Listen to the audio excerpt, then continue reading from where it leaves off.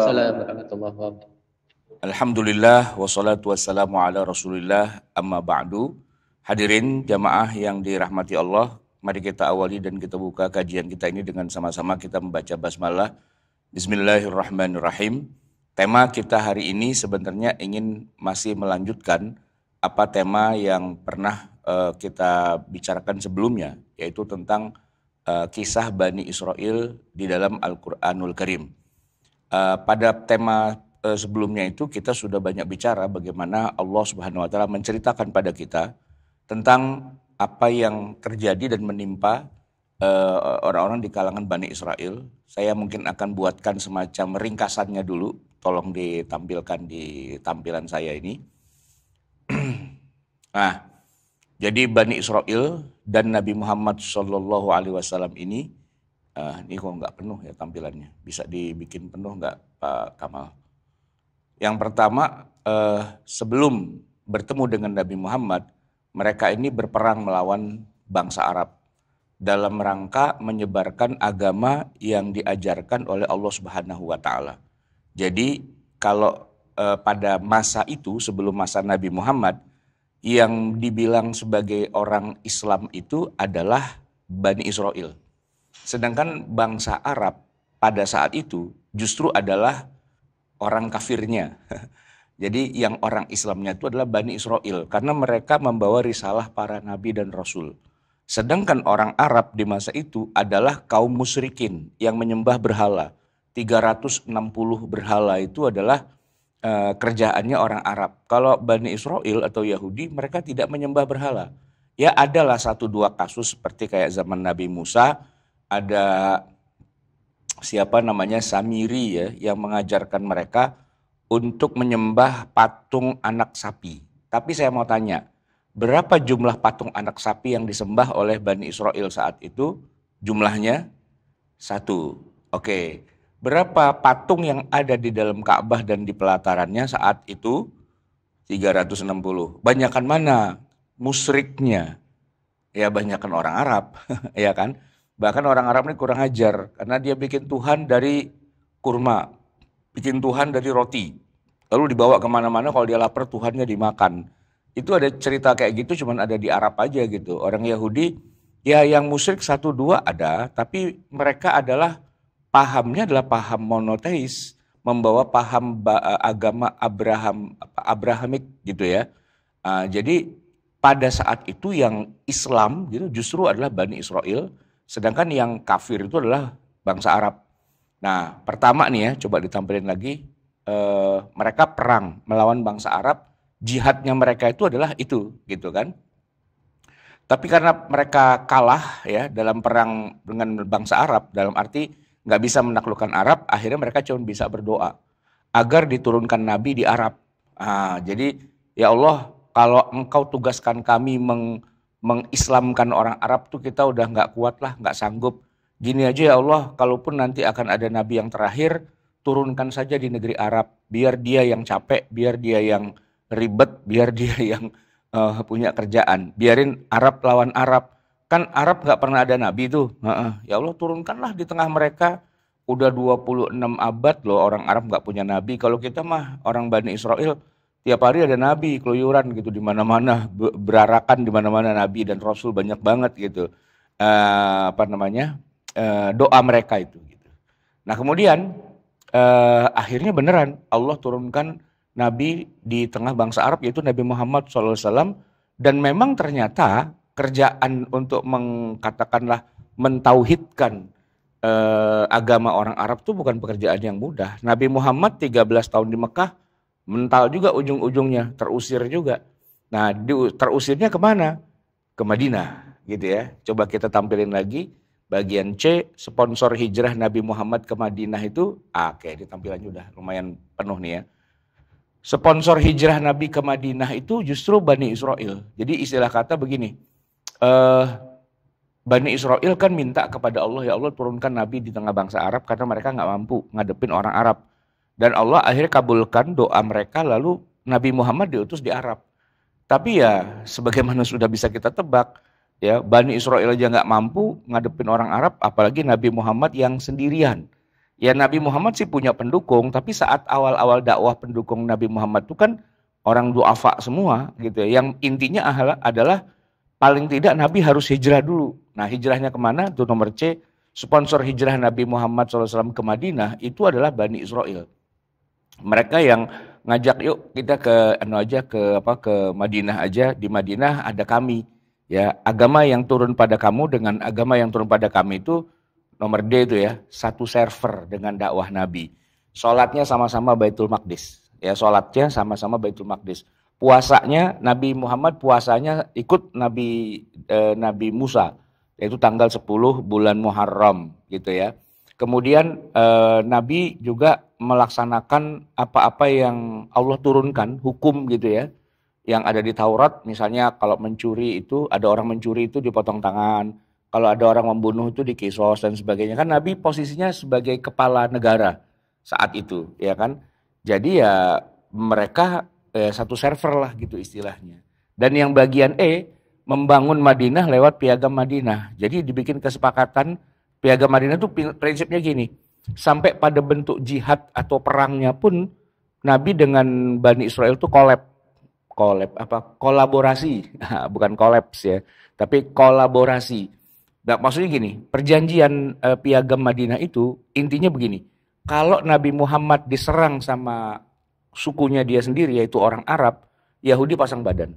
Dan Yahudi juga begitu, kalau dia diserang oleh siapapun kelompok di dunia ini, maka Nabi Muhammad pasang badan. Jadi yang saya bilang kolaborasi tadi itu, karena apa? Karena mereka satu server. Sama-sama membawa dakwah tauhid, ya sama-sama keturunan dari Nabi Ibrahim. Nabi Muhammad tuh gitu-gitu juga dari Nabi Ibrahim juga, cuman putus gitu ya, yang nggak ada Nabi dan Rasul selama 26 abad. Nah sedangkan kalau yang ini nih, yang orang-orang Yahudi itu emang banyak Nabi dan Rasul tuh ya dari jalur mereka, tapi tetap akhirnya mereka berkolaborasi. Itulah pertama kali tiga agama yaitu bareng-bareng gitu ya. Kemudian yang bagian F, syariat Nabi SAW itu masih ikut syariat Bani Israel. Ya syariatnya. Yang tadi saya bilang, sholat, puasa, dan sebagainya itu masih ke sana gitu ya. Nah ini yang sudah kita bicarakan sebelumnya. Nah kemudian kenapa akhirnya Nabi Muhammad pecah kongsi gitu ya. Ya karena poinnya adalah bahwa begini, ini dihilangin dulu aja tampilannya. Bahwa kemudian ketika Allah Subhanahu wa taala sudah menyempurnakan agamanya, agama Nabi Muhammad ini, nah orang Yahudinya nggak terima gitu. Mereka tidak punya konsep bahwa Allah itu kalau menurunkan nabi boleh membongkar-bongkar syariat yang sudah ada yang lama. Itu mereka nggak terima gitu. Nah, sementara Al-Qur'an turun itu memang sih ya membenarkan apa yang sudah ada, tapi sekaligus juga menyempurnakan dan kalau perlu mengoreksi yang sudah ada. Saya kasih contoh ya, menyempurnakan tuh gini. Misalnya ya, tentang katakanlah hukum kisos tadi ya. Di dalam hukum Yahudi ada kisos. Dan Nabi menggunakan hukum Yahudi itu dulu di awal, tapi kemudian disempurnakan oleh Allah bahwa kisos itu hanya berlaku ya manakala pembunuhan itu terjadi secara sengaja. Seandainya pembunuhan terjadi secara tidak sengaja, ya biduni amdin atau pembunuhan secara keliru al-khata atau syibhu amdin atau seperti sengaja, maka hukumannya bukan kisos. Begitu juga orang yang mencuri tangannya kan dipotong. Tapi di syariat Nabi Muhammad pencuri tangan dipotong itu ada syaratnya bahwa harta itu di dalam penjagaan pemiliknya, kemudian ada nisabnya dan sebagainya gitu. Jadi juklak juknisnya tuh lebih disempurnakan. Termasuk juga keringanan-keringanan yang Allah turunkan tuh banyak juga. Misalnya kalau orang sholat kan harus wudhu. Yahudi wajib sholat, wajib wudhu. Tapi kalau nggak ada air, ya sudah berarti masuk neraka gitu aja.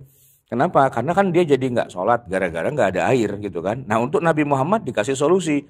Kalau nggak ada air, falam tajidumaan fatayammamu. Kalau nggak ada air maka kamu bertayamum saja. Begitu. Maka inilah yang kemudian membuat orang-orang Yahudi itu nggak terima dengan risalah Islam yang turun pada Nabi Muhammad. Kenapa kok berubah dari yang aslinya? Termasuk juga kan perubahan yang paling gradual, yang sangat simbolis itu adalah pindahnya kiblat, ya kan, dari Baitul Maqdis ke Mekah. Fawalli wajhaka syatral masjidil haram. Nah, kalau udah kayak gitu tuh akhirnya mereka jadi bermusuhan sama Nabi Muhammad SAW. Tapi sebenarnya bermusuhannya ini harus kita dalami lagi. Ternyata begini, kalau kita baca dalam Sirah Nabawiyah, ya, permusuhan Yahudi dengan Nabi Muhammad itu tidak black and white gitu, tidak hitam putih gitu. Tapi dia masih berwarna-warni, ya. Karena begini, sebagian dari orang Yahudi itu, ya, orang-orang Bani Israel itu ternyata juga ada yang masuk Islam loh. Ya, ada yang masuk Islam karena mereka mengakui Nabi Muhammad. Bahkan di awal kan memang mereka yang menjadi sponsorshipnya gitu. Cuman dibandingkan yang tidak masuk Islam tentu saja banyakkan yang tidak masuk Islam. Cuman ini saya ingin garis bawahi. Banyak di antara kita terlena seolah-olah kalau kita sebut Yahudi atau Bani Israel gitu ya, pasti itu musuh Allah gitu. Ya memang wajar sih stigma kayak gitu wajar ya. Tapi jangan lupa dalam Sirah Nabawiyah ingat ada beberapa orang sahabat yang dia itu aslinya Yahudi. Ya, sebutlah Ka'ab al-Ahbar. Itu orang Yahudi. Kemudian Abdullah bin Salam, itu Yahudi, ya kan? Dia al-Ahbar tuh dia seorang rahib, seorang pendeta, tapi dia masuk Islam bersyahadat, ya kan? Nah, maka ketika kita sebut Yahudi itu kafir, sebenarnya itu bahasa yang generalisasi aja. Kebanyakan orang Yahudi kafir, tapi yang Islam ada. Ya mohon maaf nih ya, kayak di Indonesia lah gitu kan suka ada yang bilang, Cina itu kafir gitu kan. Ini rasis banget gitu kan. Enggak lah, enggak semua Cina kafir. Yang Muslim juga ada. Cuman memang sedikit jumlahnya gitu ya. Nah gitu. Atau misalnya kita bilang suku-suku tertentu di daerah timur misalnya kafir gitu ya. Iya, ya enggak salah banget tapi enggak benar banget juga. Banyak orang-orang timur kita yang Muslim tuh banyak gitu ya. Cuman memang mayoritasnya itu memang bukan Muslim gitu ya. Nah sama juga dengan di zaman Nabi, Yahudi itu mayoritasnya tidak Islam, tapi yang masuk Islam banyak. Dan hebatnya mereka punya sumbangsih. Yahudi yang masuk Islam itu punya sumbangsih khususnya dalam bidang ilmu tafsir ketika Allah misalnya menurunkan ayat yang menceritakan kisah-kisah orang Yahudi di masa lalu.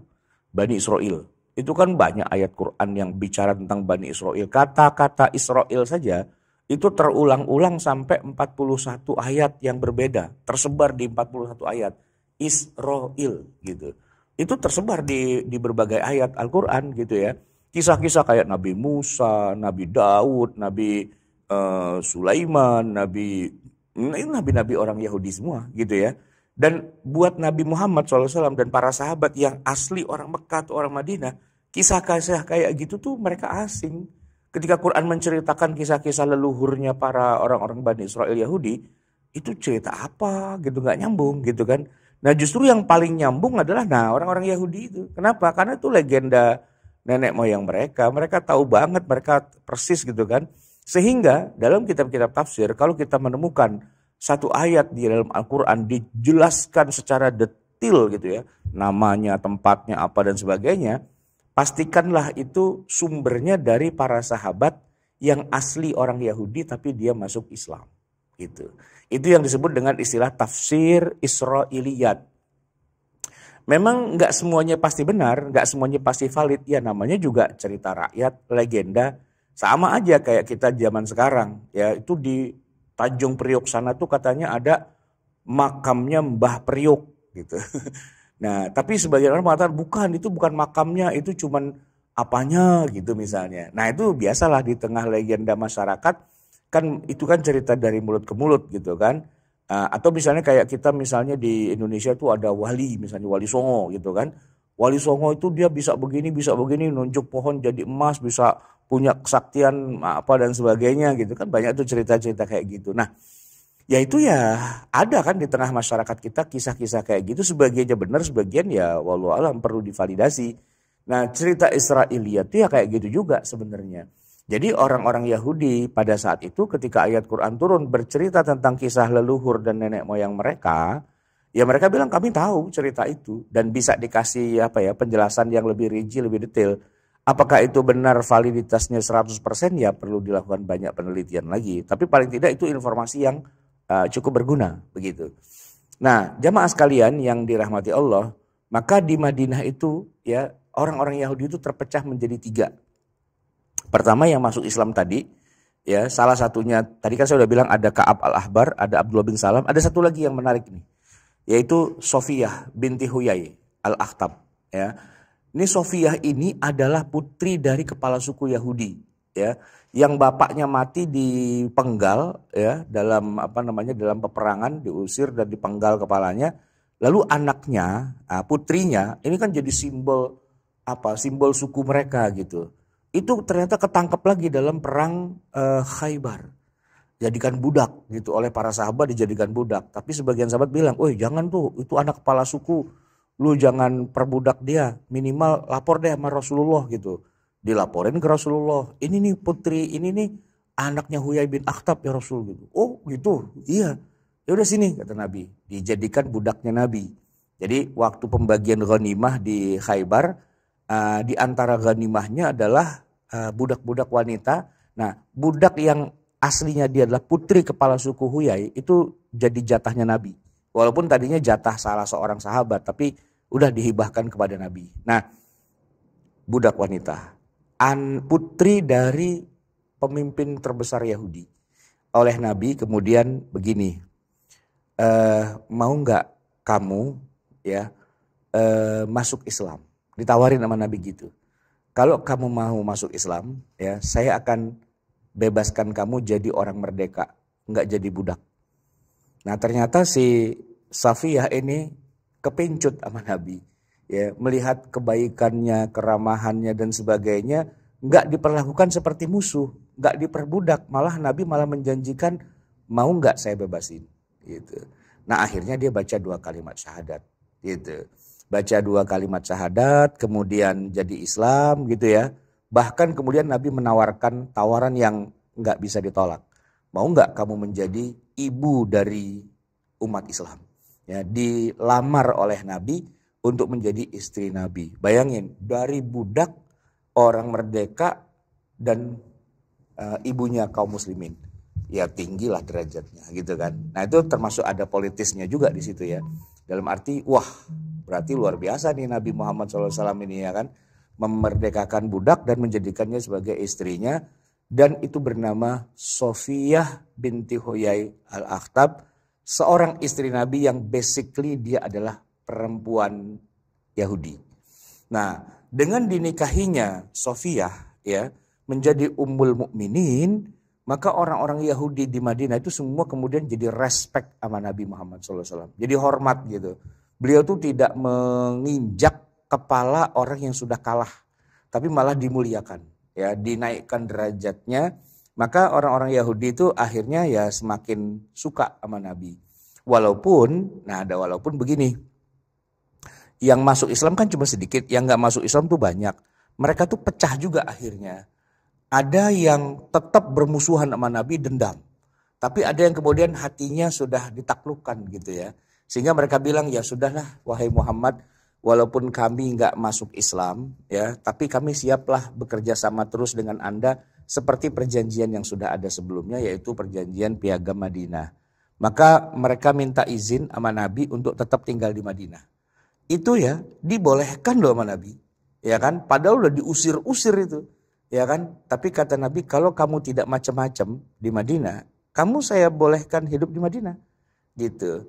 Bahkan, nah ini yang unik nih, yang pada mau tinggal di Madinah, taat, patuh, tunduh, pasrah pada Nabi itu nggak cuma 1-2, banyak juga ternyata. Cuman mereka akhirnya malah dimusuhi sama Yahudi-Yahudi yang pada bermusuhan sama Nabi Muhammad.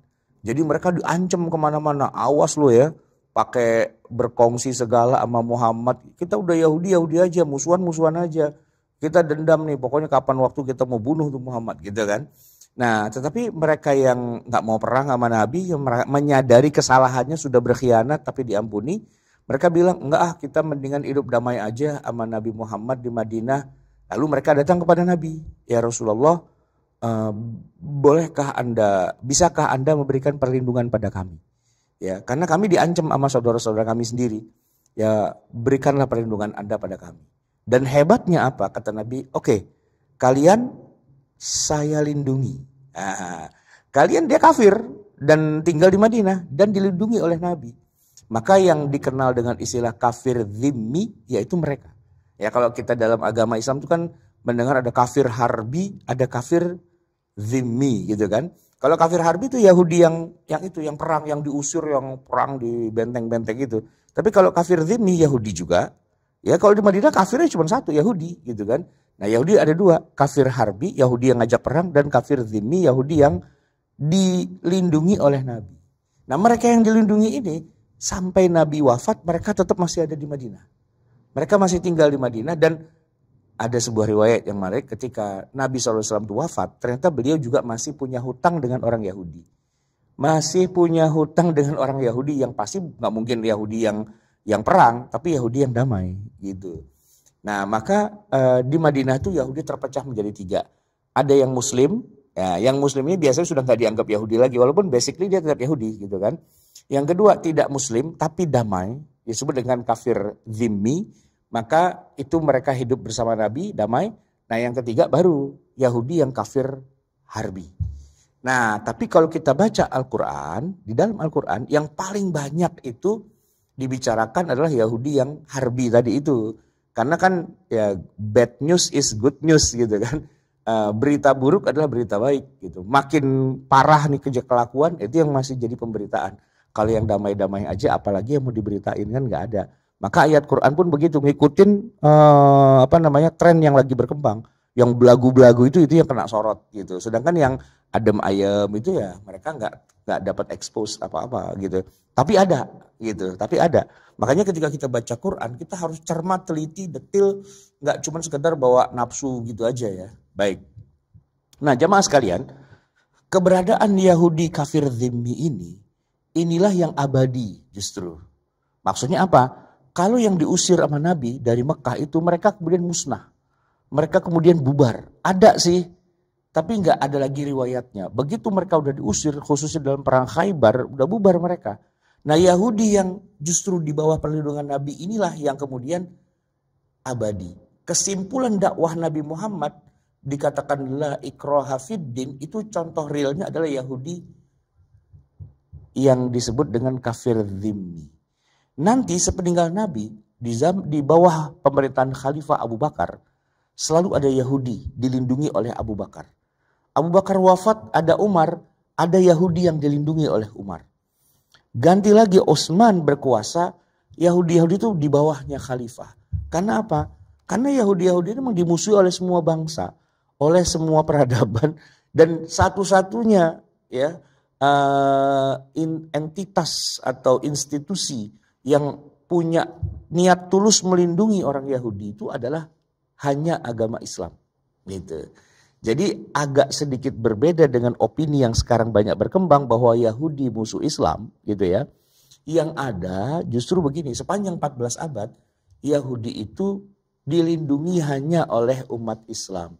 Jadi nanti ketika ada khilafah Islamiyah Bani Umayyah di Damaskus, nah justru di kota Damaskus itulah paling banyak Yahudi ngumpul. Kenapa? Karena di bawah khilafah Islamiyah Yahudi itu aman gitu.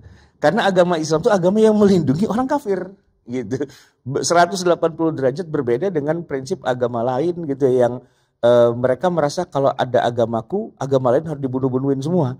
Itu bukan karakteristik agama Islam. Karakteristik agama Islam adalah melindungi ya, semua agama gitu. Umar bin Khattab itu kan jadi penguasa di Palestina sampai Masjidil Aqsa itu jatuh ke tangan umat Islam, itu kan bukan perang, bukan jatuh, diserahkan oleh para pendeta di sana gitu. Karena mereka tahu bahwa satu-satunya agama di dunia yang melindungi agama lain gitu ya, itu hanya Islam gitu. Di mana ada Islam, berarti di negeri itu pasti banyak agama yang semuanya dilindungi. Karena prinsipnya la ikraha fiddin. Dan ini yang banyak orang Islam nggak paham ya. Ketika Nabi Muhammad SAW itu punya istri, tadi kan ada Sofiyah tuh orang Yahudi ya. Nah Nabi juga punya budak juga yang nggak dimerdekakan karena dia memang budak aja, namanya Maria Al-Qibtiyah gitu ya. Tapi Nabi sayang banget tuh sama Maria, Kristen dia, orang Mesir. Nabi sampai bilang begini, kalian berbaik-baiklah sama orang Mesir karena orang Mesir itu ibu kalian juga.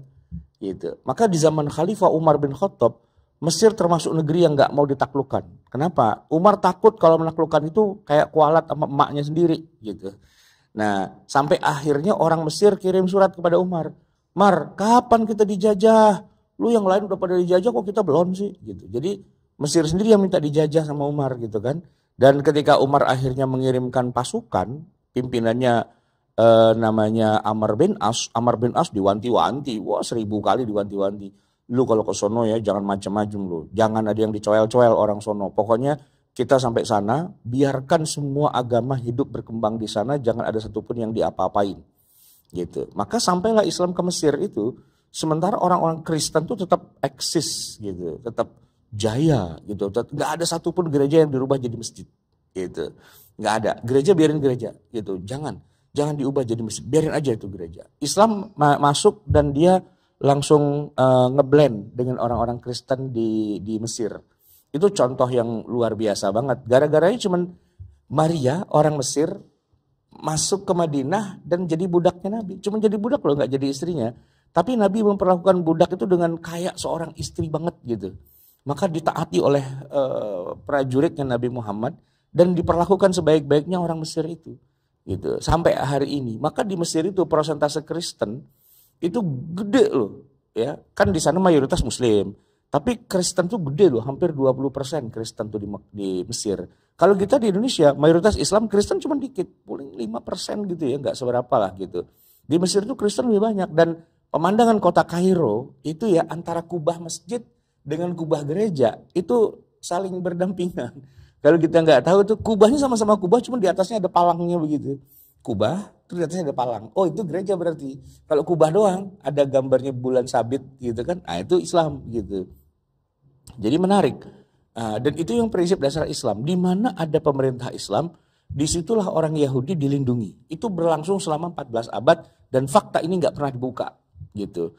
Karena anak-anak muda zaman sekarang kan taunya Yahudi kafir tengik gitu aja gitu kan.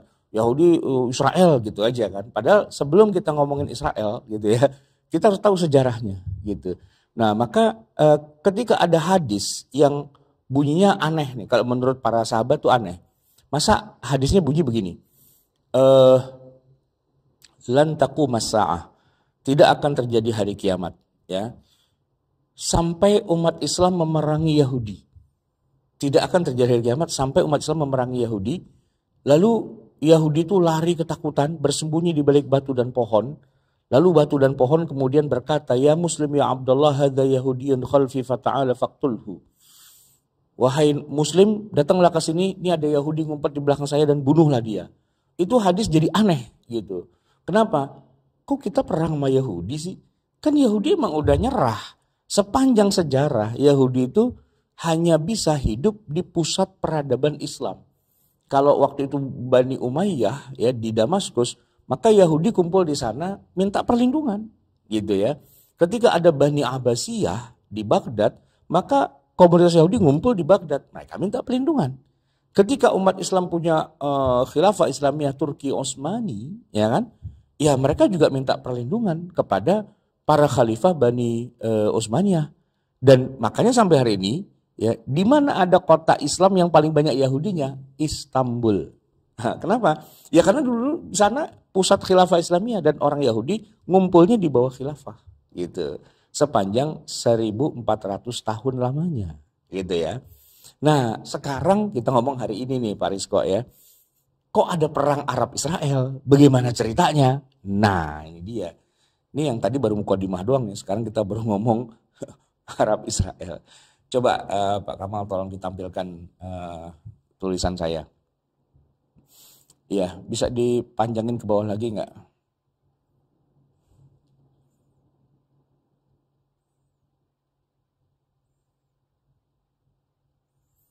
Oke ya, kalau sekarang ada perang Arab Israel ya. Perang Arab Israel sebenarnya perang yang cukup panjang sejarahnya.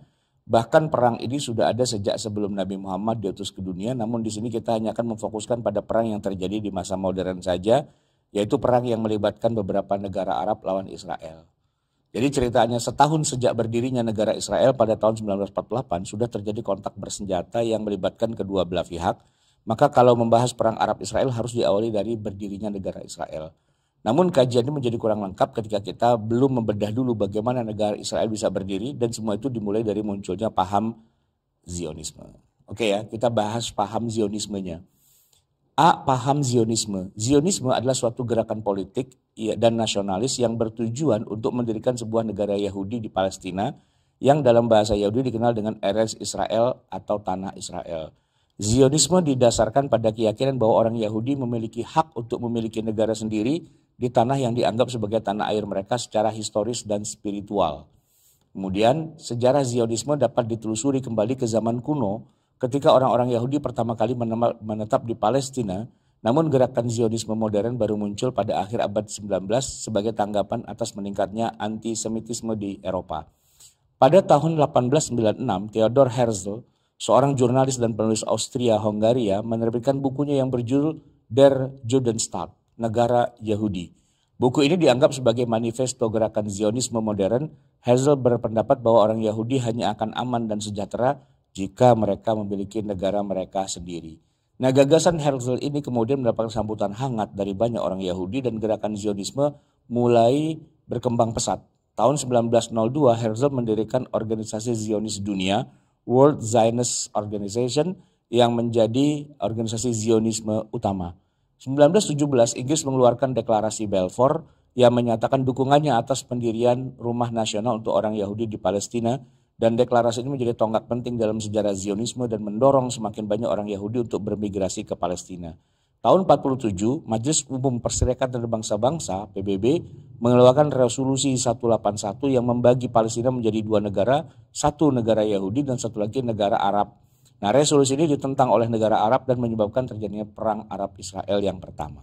Baik. Kemudian pada tahun 1948 Israel mendeklarasikan kemerdekaannya. Deklarasi ini disambut dengan serangan dari negara Arab dan menyebabkan perang Arab Israel kedua. Israel berhasil memenangkan kedua perang tersebut dan akhirnya menjadi negara Yahudi yang berdaulat. Dan sampai saat ini Zionisme masih menjadi gerakan politik yang kontroversial. Gerakan ini dituduh oleh beberapa pihak sebagai bentuk imperialisme dan kolonialisme serta sebagai penyebab konflik Israel-Palestina. Namun gerakan Zionisme juga diyakini oleh banyak Yahudi sebagai satu-satunya cara untuk menjamin keamanan dan kesejahteraan mereka. Baik, saya akan bahas dari sini gini dulu. Nah, ini coba dihilangin dulu tampilannya. Gini, tadi saya katakan bahwa orang-orang Yahudi selalu hidup di bawah penguasa-penguasa Muslim. Tapi ingat ya, masuk abad ke-20 ya, kerajaan-kerajaan Islam itu semuanya pada runtuh. Ya, saya bilang kerajaan atau mungkin lebih halusnya khilafah lah ya. Khilafah Islamnya itu runtuh. Khilafah Baghdad itu runtuh oleh tentara Mongol. Rata dengan tanah Baghdad, selesai riwayatnya. Nah, Turki sebagai kekuatan alternatif itu juga pada akhirnya rontok di dalam dimakan rayap. Bubar juga pada akhirnya. Sehingga sudah tidak ada lagi kekuatan yang besar yang bisa diandalkan ya oleh orang Yahudi untuk berlindung. Istilahnya tempat berlindungnya hilang, bubar. Jadi mereka kocar kacir gitu. Nah, pada saat itu yang berkuasa tuh Inggris, ya kan, yang mulai memegang kekuasaan di dunia, malah negara-negara Eropa. Maka pada kumpullah Yahudi ke Inggris, sebagian ke Perancis, sebagian ke Austria, sebagian ke Portugis, sebagian kemana? Di mana ada penguasa besar, di sana dia menempel sebenarnya. Karena memang orang Yahudi itu kayak siput, tubuhnya kayak siput. Siput tuh nggak punya cangkang, badannya kecil, maka dia butuh cangkang, gitu kan? Cangkangnya ya siapapun lah, yang penting besar, kuat dan berlindunglah mereka di sana.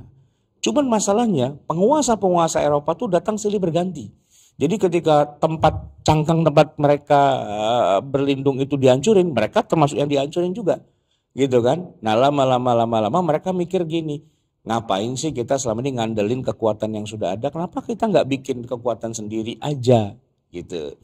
Nah, itu pemikiran Theodor Herzl itulah yang kemudian bikin buku judulnya Yuk Kita Bikin Negara Sendiri Aja Yuk. Selama ini kita mengandalkan semua penguasa, dari mulai penguasa Muslim sampai penguasa Eropa. Nah, Muslim sudah hancur, Eropa sudah berganti-ganti, sekarang waktunya kita setelah 2000 tahun lamanya kita pengen punya negara sendiri yang kuat, berdaulat, bla bla bla bla dan sebagainya. Dan berdirilah Israel, gitu kan. Nah, ketika berdiri sebuah negara Israel, negara-negara Arab yang ada di sekelilingnya langsung serbu, gitu. Jadi perang Arab Israel itu terjadi hanya setahun ketika mereka memproklamirkan sebuah negara sendiri, yang mana mereka katakanlah bayar gitu ya, ngontrak sama wilayah jajahan Inggris, yaitu di Palestina. Karena mereka menganggap di sinilah dulu situs-situs bersejarah kita. Ya, Nabi Musa dulu di sini, Nabi Daud, Nabi Sulaiman tuh di sini dan sebagainya. Mereka bilang pada yang menguasai wilayah itu, ya kan, Inggris pada saat itu kan yang jadi penguasa di situ, yang menjajah. Inggris ngontrak dong di sini gitu, bayar deh kita gitu. Nah sama Inggris dikasih tuh satu wilayah di situ. Nah satu wilayah situ terus mereka bikin negara Israel. Nah yang ada di sekelilingnya Arab-Arab itu langsung serbu, langsung dibom, dihancurin, di apa segala macam. Cuman ada satu perhitungan yang mungkin agak sedikit luput, yaitu apa? Diam-diam selama 2000 tahun ternyata Yahudi sudah menyiapkan semuanya. Nah itu yang orang Arab kurang kurang menyadari, ya. Jadi gini, begitu negara Arab menyerbu, dipikir tuh satu wilayah kecil tuh sekali serbu mati habis bubar gitu. Dipikir begitu. Ternyata enggak, Yahudi sudah banyak belajar berabad-abad, ya. Dan mereka sudah punya perhitungan yang luar biasa sebenarnya. Dan mereka sudah punya kekuatan ekonomi, kekuatan politik, pabrik senjata gitu kan. Bahkan sudah mewajibkan semua rakyatnya wajib militer gitu. Dan punya duit banyak yang kalau perlu negara-negara lain bisa dibayar senjatanya atau tentaranya untuk bantuin dia.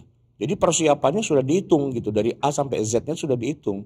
Makanya begitu negara-negara Arab menyerang Israel gitu ya, yang ada bukan yang nyerang itu yang menang, yang nyerang itu yang pada habis gitu istilahnya. Kayak gini, kayak singa lagi tidur, ya kan, diserang gitu. Nah yang nyerang tuh kelinci-kelinci gitu. Yang ada bukannya kelinci mengalahkan singa, tapi kelincinya digarot-garotin satu-satu gitu kan. Jadi saya sebut aja misalnya Mesir. Ini negara Arab paling depan yang punya tentara paling kuat di seluruh negara Islam. Jaisu Mesir, ya, serdadu Mesir itu serdadu yang paling bisa menghadapi tentara Yahudi. Peranglah mereka, gedebak, gedebuk, gedebak, gedebuk gitu kan. Tapi apa yang terjadi setelah itu?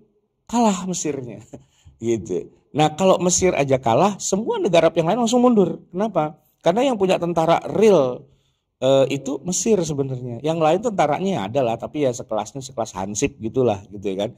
Gak mampu mereka berhadapan dengan pasukan Israel. Nah pasukan paling top, markotopnya umat Islam itu tentara Mesir. Ini tentara ya. Dan perangnya itu bukan perang istilahnya perang, katakanlah perang rakyat gitu, bukan. Tapi tentara nasional Mesir. Dan presiden Mesir waktu itu Jamal Abdel Nasser gitu ya, dan juga penggantinya Anwar Sadat itu menggerus APBN Mesir untuk perang melawan Israel. Dan perang itu terjadi sampai 7 kali peperangan. Perang, kalah, perang lagi, kalah lagi, perang lagi, kalah lagi, perang lagi, kalah, perang, kalah gitu. 7 kali perang, 7 kali kalah gitu. Sampai akhirnya negara Mesir kolaps. Sebagian wilayahnya dicaplok oleh Israel, ya. Sebagian lagi rakyatnya tinggal menunggu ajal karena listrik mati total di Mesir. Air mati total. Semua mati total gitu. Jadi mereka tinggal nunggu ajal aja sebagai sebuah negara. Nah disitulah Mesir kembang kempis, presidennya Anwar Sadat, ya kan. Kemudian mikir, nih kita kalau udah begini nih, udah mati keleset nih ya, tinggal nunggu ajal doang. Wah, bisa bubar nih ke Mesir gitu kan. Akhirnya Anwar Sadat nih kan orang pinter ya kan, dia kenal lah dengan penguasa-penguasa dunia. Yang mana dia juga membaca, ini kayaknya Amerika, Inggris, apa semua itu sekutu banget sama Israel kan. Dia nggak bisa ngomong sama Menachem Begin, tapi dia ngomong sama Presiden Amerika waktu namanya Jimmy Carter. Bisa nggak kita ngomong sebentar gitu, Jimmy Carter kan. Ini saya terjemahin ke dalam bahasa Betawi.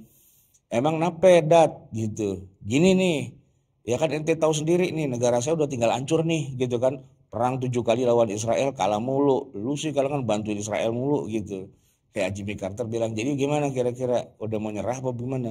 Ya bukan mau nyerah, gimana caranya biar dia sono berhenti dah, jangan nyerang kita mulu gitu.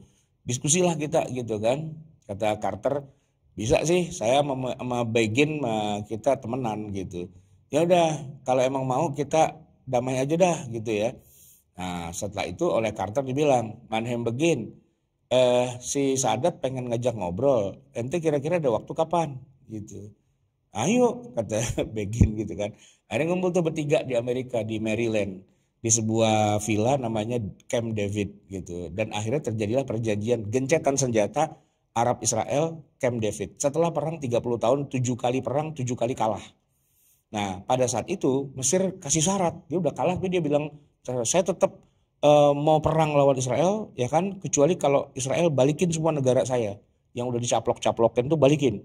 Ya, sama yang kedua, Amerika, lu kan duit banyak, pinjemin gue dah sini, ya kan. Ini buat bangun negara Mesir nih, kita udah hancur-hancuran gitu kan, semua infrastruktur kita hancur, investasi nggak ada dan nggak ada investor dari luar negeri kan.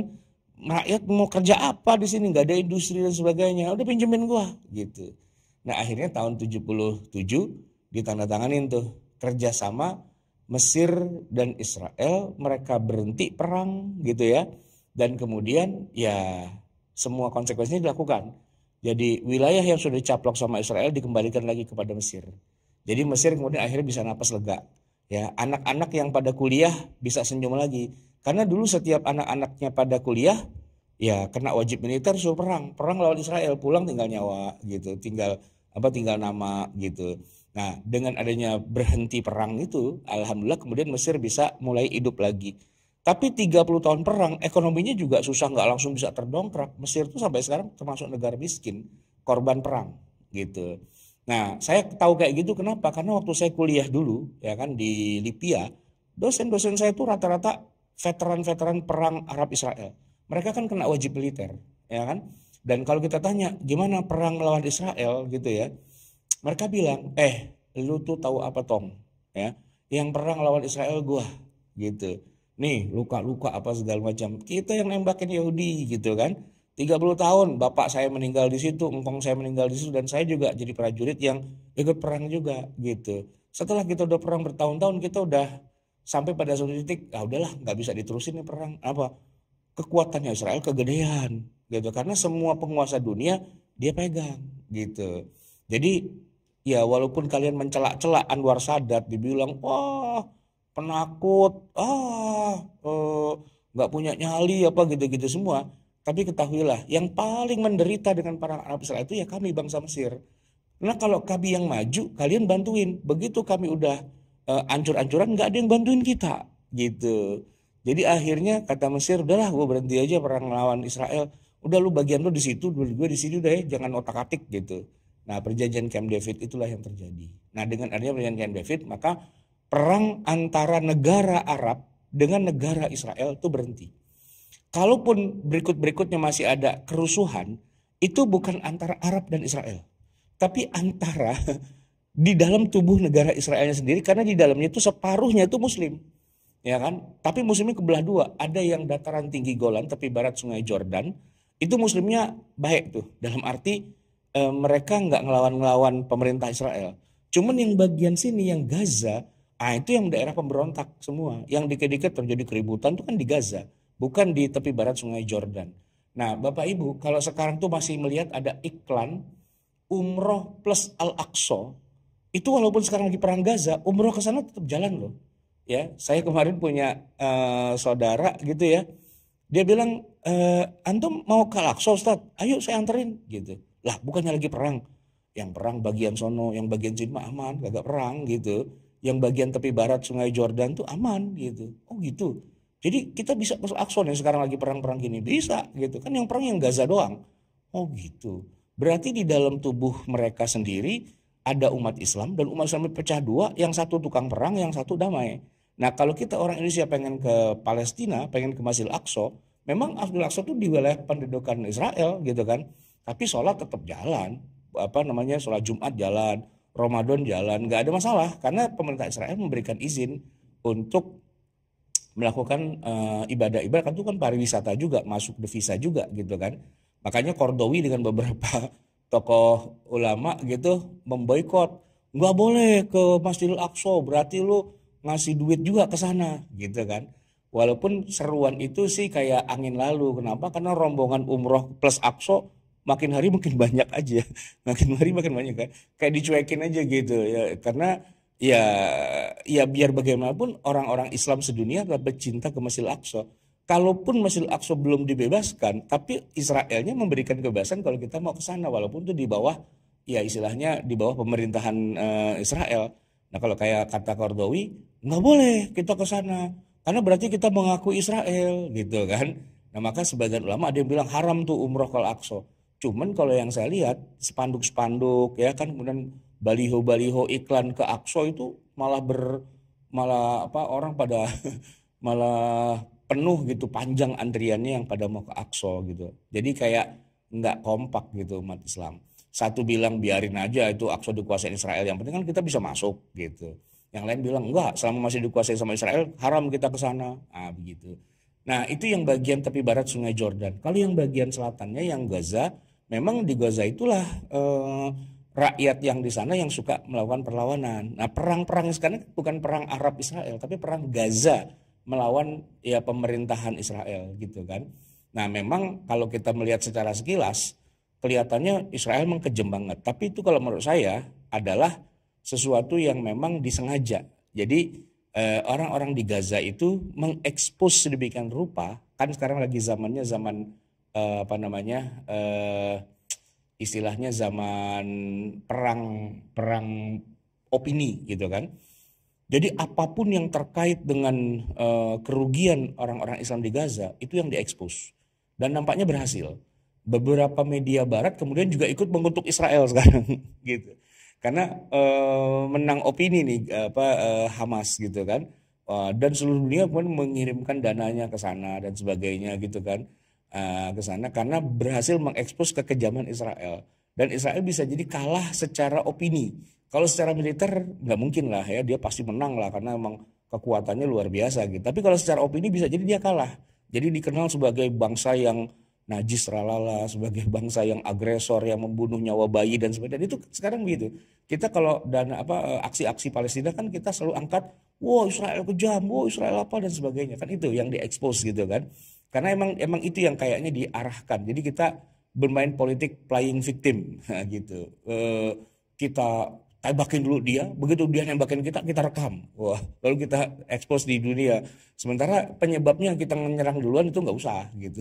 Biasalah digunting-gunting gitu kan. Bagian yang dia kejam itu tampilin, bagian dia kejam tampilin. Dan rupanya Israel tuh apa namanya? Banyak media pemberitaan barat tuh yang kemudian juga entah jadi korban, entah kemudian terbawa opini. Di beberapa negara barat pun ada demo anti Israel juga pada akhirnya gitu ya.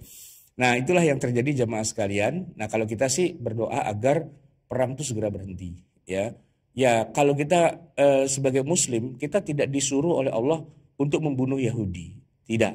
Ya kalau ada ungkapan wah Jumat nih mau bunuh Yahudi yuk gitu. Nah, itu hadis doif, itu hadis palsu lah ya. Gak ada hadis kayak gitu.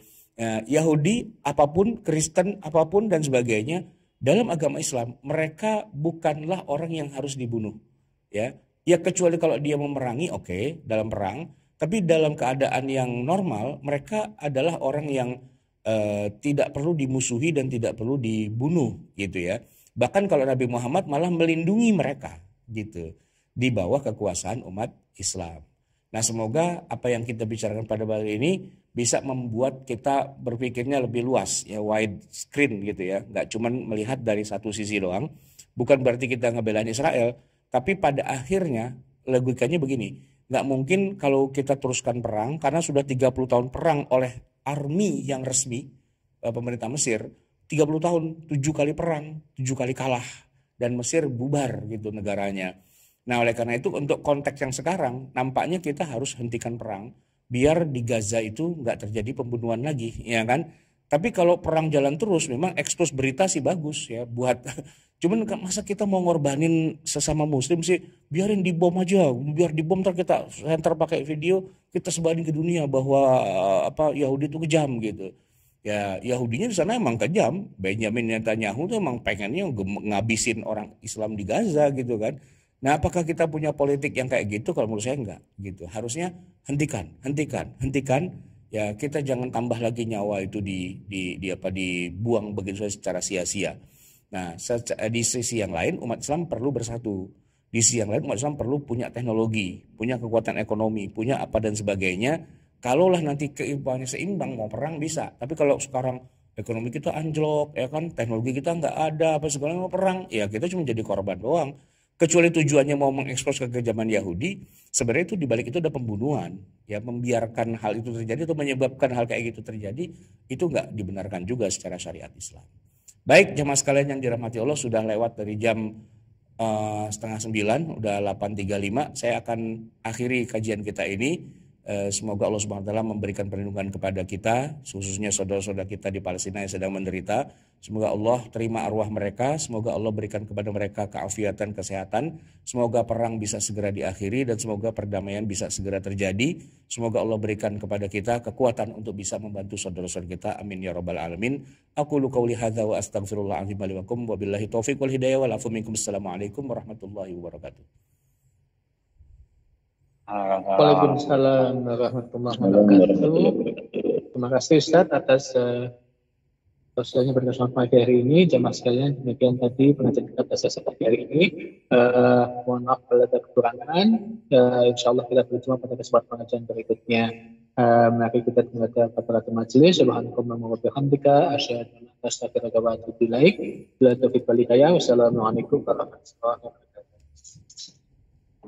Terima kasih Ustaz. Ya, sama-sama. Waalaikumsalam.